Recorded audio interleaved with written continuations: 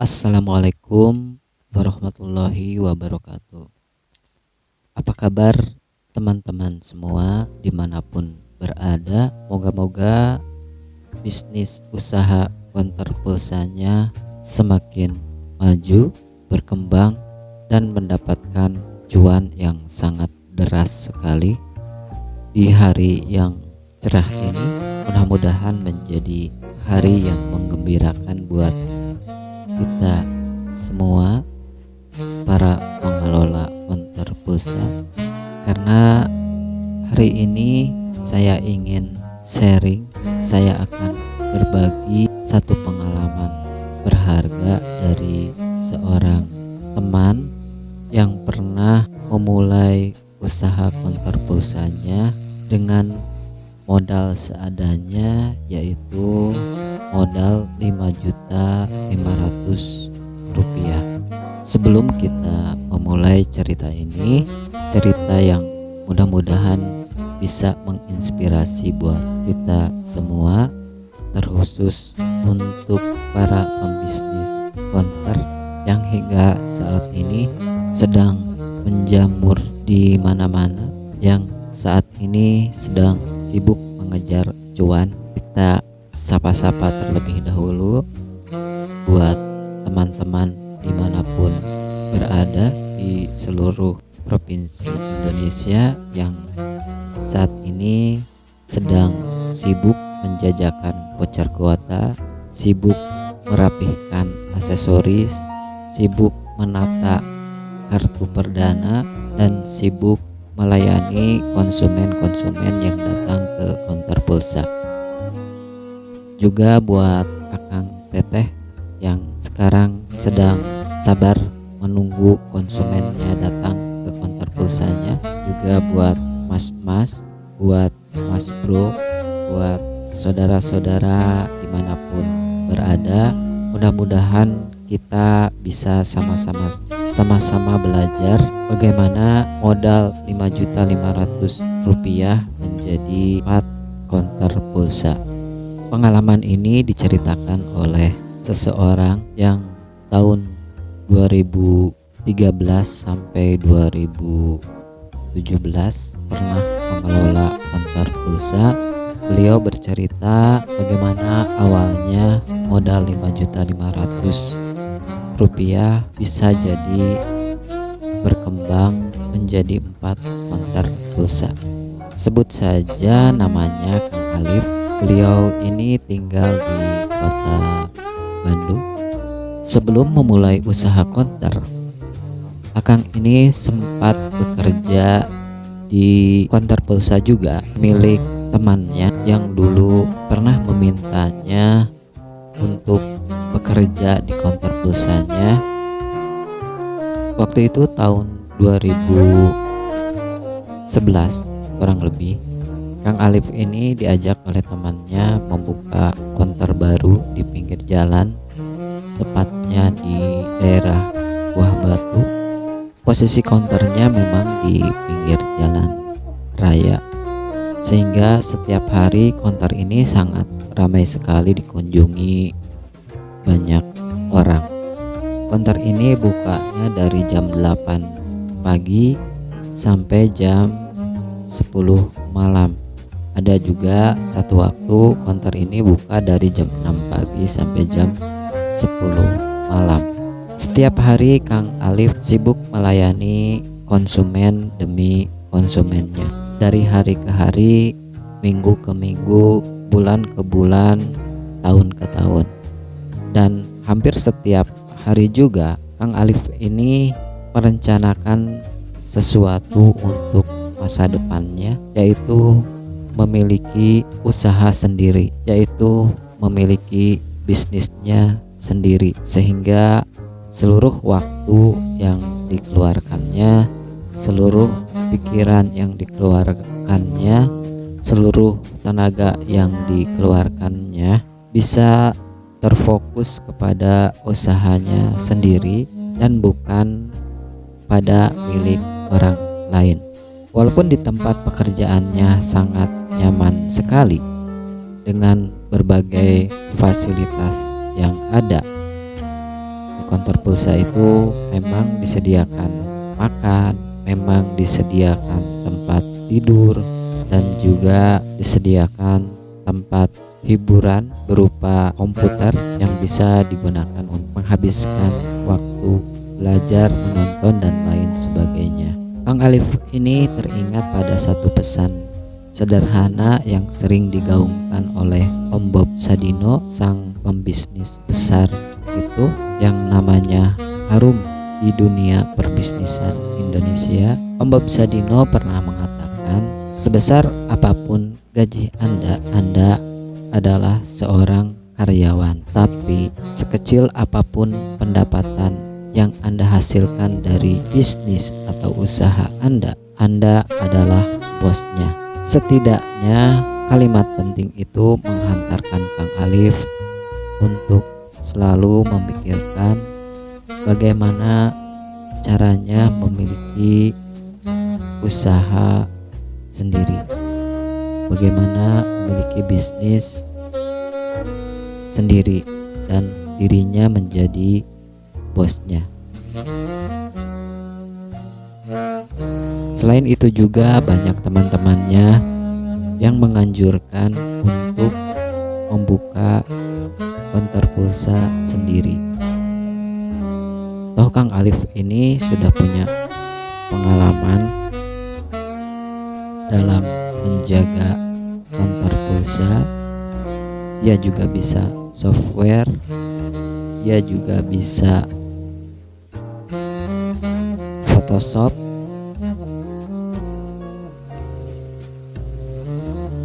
bisa mengoperasikan Corel dan Word, sehingga pengetahuan itu bisa membantu Kang Alif ini untuk membuka konter bisa lebih baik nantinya.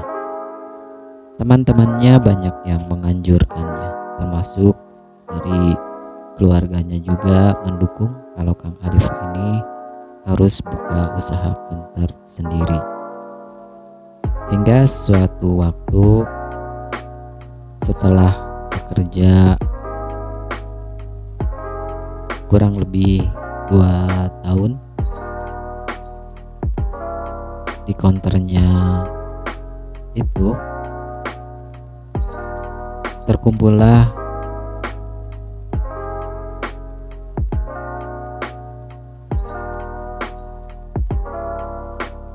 ceritanya. Jadi Kang Alif ini mendapat uang sebesar 5.500.000 rupiah, yang waktu itu sebenarnya uang ini adalah uang untuk menyelesaikan skripsinya, karena sudah semester akhir, tinggal menyelesaikan skripsinya. Jadi oleh kakaknya waktu itu diberi uang sebesar 5.500.000 rupiah untuk menyelesaikan skripsinya. Namun pada saat itu memang ada satu momentum yang mengharuskan Kang Alif ini berbisnis dan menghentikan sejenak untuk meraih cita-citanya sebagai seorang sarjana, yaitu menyelesaikan skripsi. Singkat cerita, Kang Alif ini diajak oleh saudara dekatnya untuk membuka konter. Jadi joinan kayak gitulah. Temennya punya tempat bekas warung waktu itu, dan Kang Alif punya uang sebesar 5.500.000.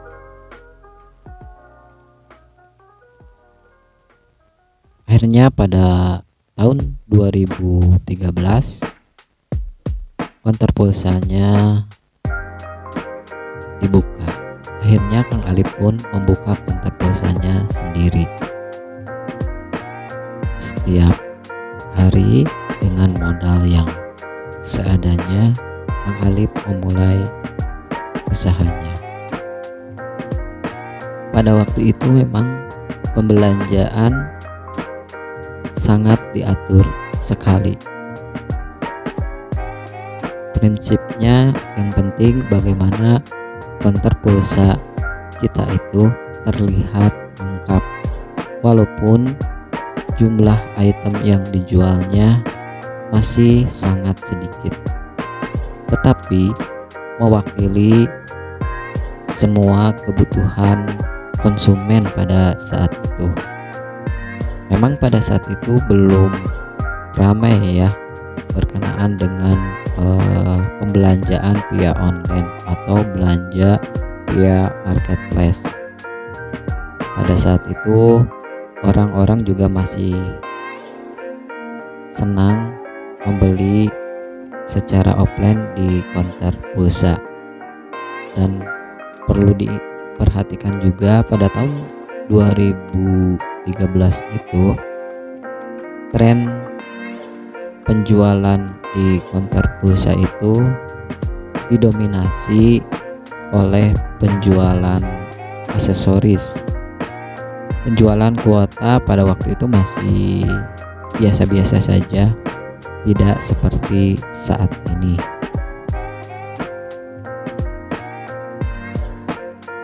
Nah, Kang Alif ini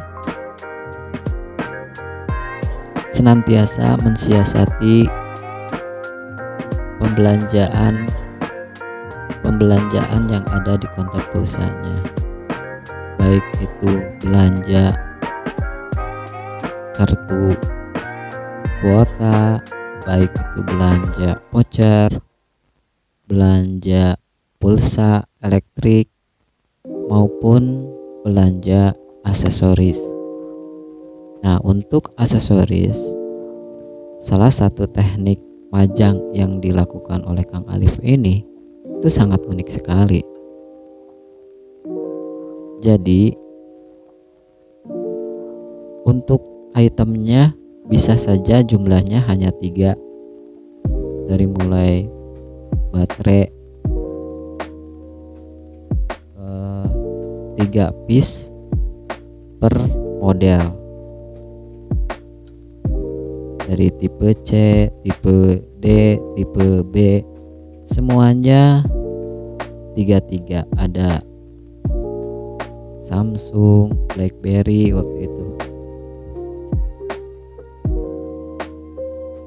dan semua baterai handphone yang belum ditanam, semua baterainya tersedia di konternya Kang Alif.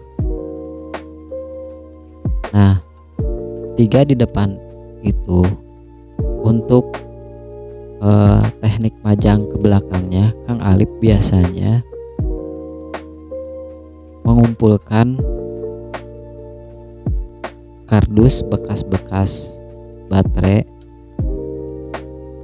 untuk dipajang di belakangnya, sehingga dari kejauhan aksesoris yang dipajang oleh Kang Alif ini terlihat sangat full, sangat penuh sekali, padahal memang jumlahnya hanya 3 per seri, hanya 3 per model. Itu juga bisa diterapkan sama teman-teman kalau modalnya hanya sedikit tapi ingin terlihat lebih lengkap, terlihat lebih banyak, belinya sedikit-sedikit tapi komplit.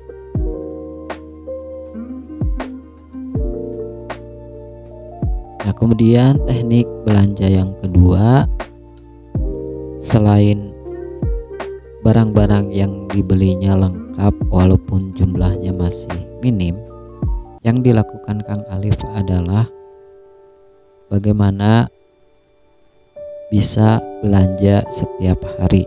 Jadi salah satu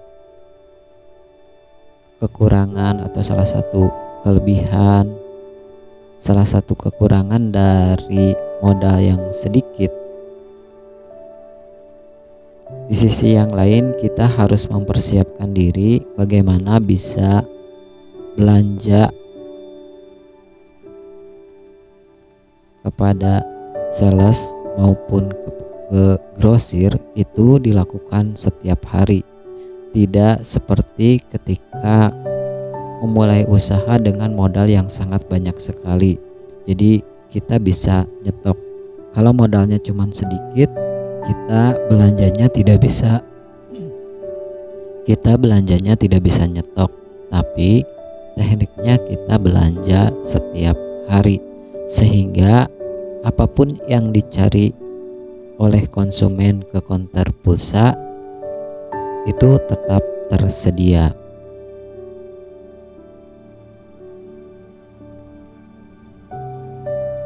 Hampir setiap hari Kang Alif membuka konter pulsanya dengan jam kerja seperti biasa, dari jam 9 pagi sampai jam 9 malam.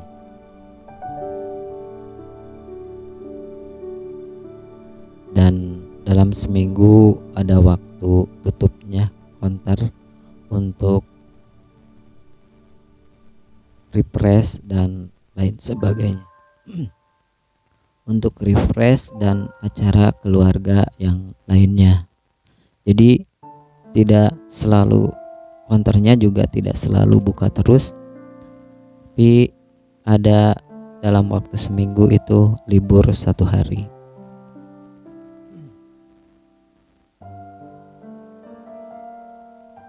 Berkat kepiawaian dari Kang Alif ini, akhirnya konter pulsanya semakin banyak digemari oleh para konsumen. Banyak konsumen datang ke konter ini, apalagi ada daya tarik yang lain ketika datang ke konternya Kang Alif.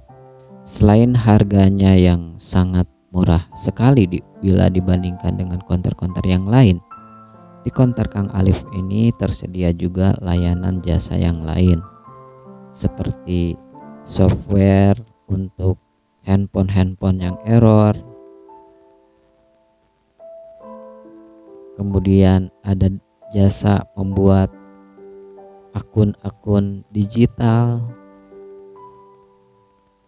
dan yang tentunya selalu ada promosi menggiurkan setiap harinya. Walaupun promosi yang dilakukannya, yang diadakannya itu beragam, dari mulai 250 berupa kupon atau cashback atau berupa giveaway, 250, 500, 1000. Tapi dengan kekuatan promosi itu sanggup menarik konsumen lebih banyak lagi. Karena pada dasarnya kalau konsumen sudah puas, konsumen itu bisa memberitahukannya lagi ke temannya, ke saudaranya, ke keluarganya, ke kerabatnya, dan kepada teman-temannya yang lain. Sehingga dari mana-mana konternya Kang Alif banyak didatangi oleh konsumen-konsumen.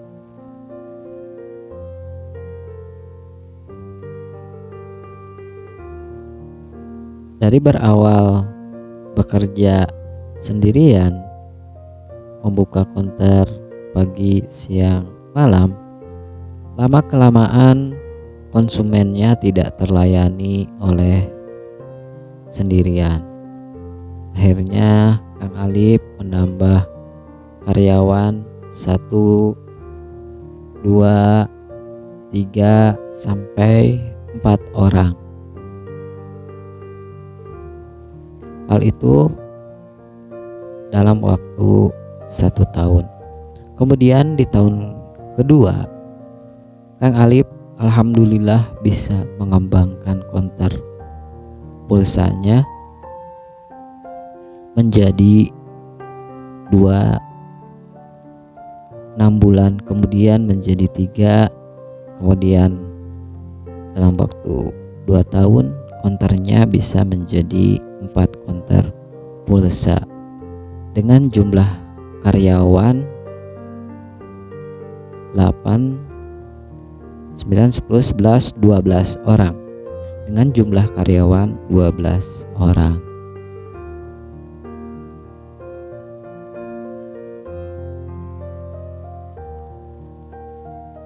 Nah, bagaimana caranya sampai Kang Alif ini bisa membuka konter, bisa membuka konter dari 1 menjadi 2 menjadi 3 menjadi 4? Ternyata kunci rahasianya terletak pada manajemen keuangan. Jadi bagaimana memanage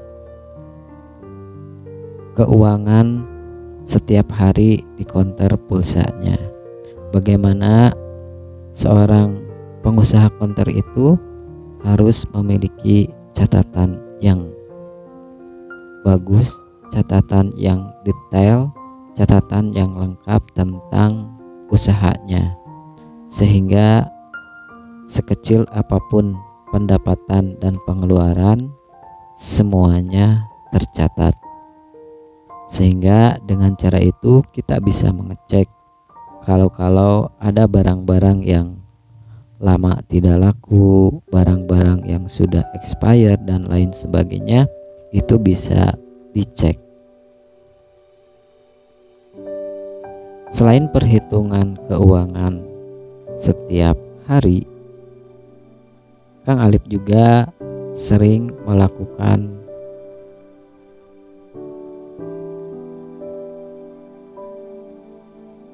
menghitung semua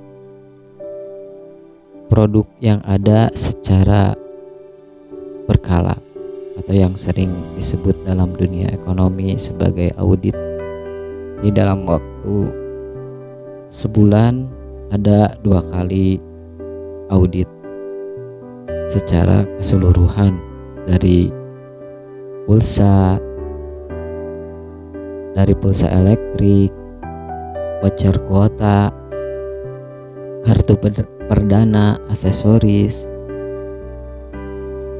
barang-barang yang ada, uang yang ada. Jadi semuanya terhitung dengan baik oleh Kang Alif ini. Jurus yang ketiga dalam mengelola keuangan yang dilakukan oleh Kang Alif ini adalah,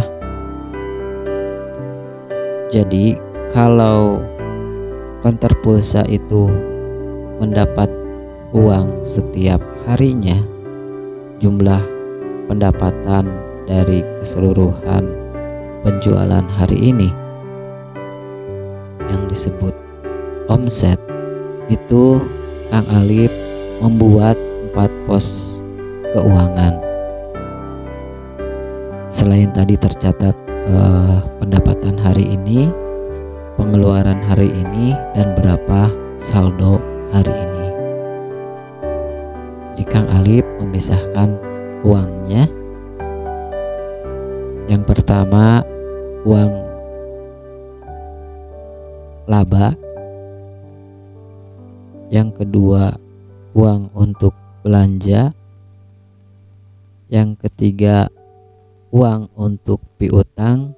Dan yang keempat, uang untuk pengembangan. Jadi setiap hari Kang Alif bisa membuat pos keuangan dengan sangat baik sekali, sehingga uang pengembangan tidak digunakan untuk belanja hari ini. Uang piutang tidak digunakan untuk belanja hari ini. Uang laba tidak digunakan untuk yang lainnya. Jadi secara termanage setiap hari keuangannya, akhirnya Kang Alif ini seperti tadi diceritakan di awal, bisa membuka konter pulsanya lagi, menambah konter pulsanya lagi dari uang tabungan yang ada dari uang yang sudah disisihkan setiap hari. Jadi kalau teman-teman ingin mengikuti cara Kang Alif, cobalah teman-teman membuat 4 pos keuangan dalam sehari saat mendapatkan keuangan, yaitu yang pertama uang untuk belanja, uang laba atau uang laba bersih, yang ketiga uang untuk piutang, dan yang keempat uang untuk tabungan. Nah, cara itu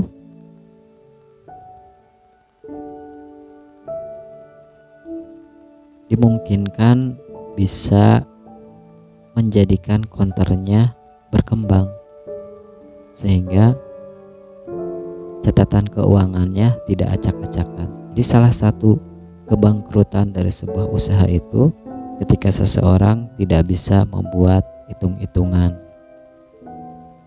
Jadi berapa barang yang keluar, berapa barang yang terjual, berapa uang belanja. Jadi kita tidak bisa mengecek kalau catatannya amburadul. Jadi harapannya perbaiki catatan keuangan kita.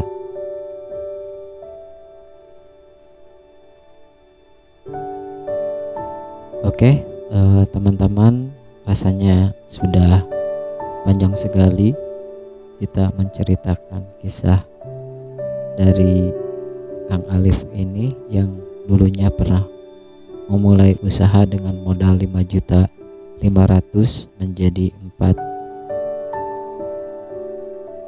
konter. Mudah-mudahan dari cerita ini memang bisa jadi bahan belajar untuk kita semua, walaupun mungkin keadaan dan situasinya tidak selalu sama dengan keadaan teman-teman di luaran sana. Setidaknya kita ada inspirasi, ada masukan dari cerita yang tadi. Kalau usaha konter pulsa itu memang awalnya buka aja dulu konter pulsanya, setelah itu untuk perbaikan, untuk perkembangan, untuk penambahan baik itu keilmuan, keahlian, kemampuan, nanti itu mah di perjalanan. Kita bisa belajar kepada banyak orang bagaimana cara mengelola sebuah usaha atau bagaimana cara mengelola konter pulsa yang baik dan benar, atau apa saja strategi yang dibutuhkan untuk mengelola sebuah konter pulsa yang disukai oleh para konsumen. Dan memang menjelang 2017 ke sini tren penjualan di konter pulsa sudah berubah dan teman-teman tinggal mengubah sedikit-sedikit. Jadi rumusnya teman-teman bisa melakukan amati, tiru, dan modifikasi. Oke teman-teman, mudah-mudahan cerita ini bisa menginspirasi dan menambah wawasan juga semangat kita dalam berbisnis, terutama saat ini untuk yang sedang mengelola usaha konter pulsanya semakin bersemangat lagi. Tetap sabar dan moga-moga konter pulsanya semakin mendapatkan cuan yang deras sekali. Terima kasih sudah menyimak. Jangan lupa untuk yang belum subscribe, di-subscribe terlebih dahulu. Buat yang tidak suka videonya silahkan klik tidak suka. Buat yang dirasa bahwa channel ini bermanfaat buat teman yang lain, silahkan dibagikan. Nyalakan juga notifikasinya Terima kasih sekali lagi. Assalamualaikum warahmatullahi wabarakatuh.